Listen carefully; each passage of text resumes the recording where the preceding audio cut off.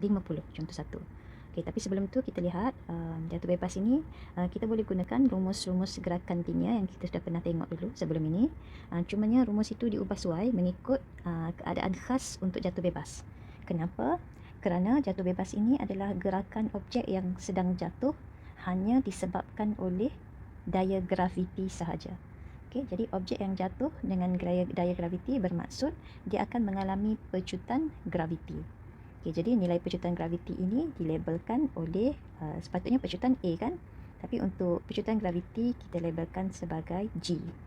Okey, dan G ini ataupun pecutan graviti ini dia ada nilai yang tetap kalau kita berada di atas permukaan bumi.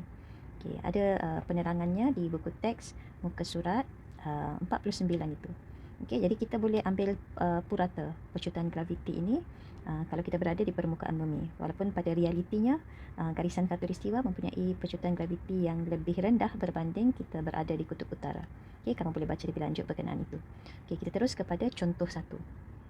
Okey, jadi contoh 1, Amirah. Amirah melontarkan sebiji bola ke atas secara menegak dengan halaju awal 10 meter per saat. Hitungkan A masa untuk bola itu mencapai tinggi maksimum dan tinggi maksimum yang boleh dicapai oleh bola itu. Okay, jadi kita fikir kalau satu objek itu dilontarkan secara menegak ke atas, apakah jenis pergerakan yang dialami oleh bola tersebut? Adakah bola tu halajunya bertambah ataupun halajunya berkurang? Okey, jadi disebabkan graviti sebenarnya apabila satu objek dilontar ke atas dari bawah, bila U-nya tadi ialah sama dengan 10 ms negatif 1, bola tu dilontar naik ke atas. Jadi adakah halaju dia bertambah? Tidak, halajunya semakin berkurang. Maksudnya objek dalam keadaan deceleration ataupun nyah pecutan. Dan tiba pada satu masa objek tu akan berhenti. Okey, bola tu akan berhenti seketika di atas ketinggian maksimum yang dia boleh capai. Bermaksud halaju akhir dia tu adalah sifar, 0 ms negatif 1. Okey, itu pergerakan dia naik. Kemudian dia akan turun. Semua benda yang naik akan jatuh kan. Okey, jadi dia akan turun. Jadi gerakan turun itu dia berlawanan dengan gerakan naik. Kenapa berlawanan? Kerana waktu dia turun, halaju dia bertambah. Okey, jadi sewaktu yang dia sedang naik, kita panggil dia dalam keadaan nyah pecutan, ataupun kalau kita ambil nilai A-nya ataupun nilai pecutan, kita akan dapat dia sebagai A ialah sama juga dengan negatif G. Okey, maksudnya dia dalam keadaan negatif 9.81 ms negatif 2. Kita gunakan nilai G yang diberi dalam soalan lah. Kenapa negatif? Sebab dia dalam keadaan nyah pecutan, halajunya semakin berkurang. Tetapi waktu dia turun, okey, dia dalam keadaan pecutan. Dan berapa pecutannya? Pecutannya juga adalah sebagai G, iaitu sama dengan 9.81 tapi positif. Okey, jadi maksudnya dalam kes bola yang dilontar ke atas ini, kita boleh ambil maklumat awal berkenaan dengan nilai-nilai yang diberi. Contohnya U. U adalah halaju waktu mula-mula bola tu dilontarkan. 10 lah. Kemudian V.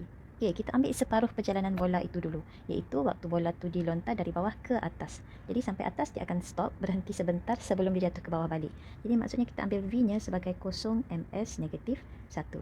Manakala A ataupun G, kita labelkan sebagai G lah, ialah 9.81 seperti yang diberi dalam soalan.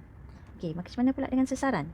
Okey, sesaran belum diketahui. Okey, sesaran itu ialah sama juga dengan tinggi maksimum. Okey, contohnya bola ni daripada satu ketinggian tertentu. Jadi S itu ialah sama juga dengan H ataupun tinggi maksimum yang boleh dicapai oleh bola tersebut. Okey, sebelum dia turun bawah. So perjalanan dia pergi dan balik. So S is equal to H. Kita tulis H lah sebab nilai itu masih lagi unknown. Belum lagi kita dapat tahu. Manakala T, T pun kita tidak tahu. Jadi ini adalah senarai maklumat yang kita boleh senaraikan, yang kita dapat tahu sebelum kita buat penyelesaian. Okey, jadi penyelesaian tu sebenarnya sudah ada di buku teks ya. Cikgu tunjukkan balik. Okey. Soalan A ialah dia minta masa ataupun P bola untuk mencapai tinggi maksimum. Jadi masa ialah T. Jadi kita pilih dulu rumus yang sesuai berdasarkan rumus yang ada dalam muka surat 40, muka surat 50. Ini ada 3 rumus ini ya. 3 rumus, kita pilih yang sesuai untuk cari T. Mestilah rumus yang pertama ni. Okey, rumus yang pertama.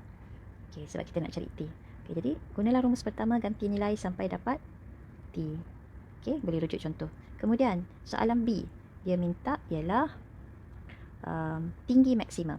Maksudnya apa yang dia minta ialah nilai S ataupun H. Okey, dua benda yang sama.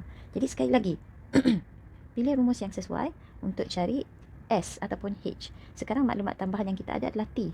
Okey, maksud maklumat tambahan kita ada adalah T. Jadi ini adalah rumus yang paling sesuai untuk kita gunakan V kuasa 2. Ini sebenarnya rumus yang sama macam yang kita lihat sebelum ni ya. Sebelum ni kita guna A. So it's the same thing cara penyelesaian dia. Okay, jadi itu adalah penerangan untuk contoh yang pertama.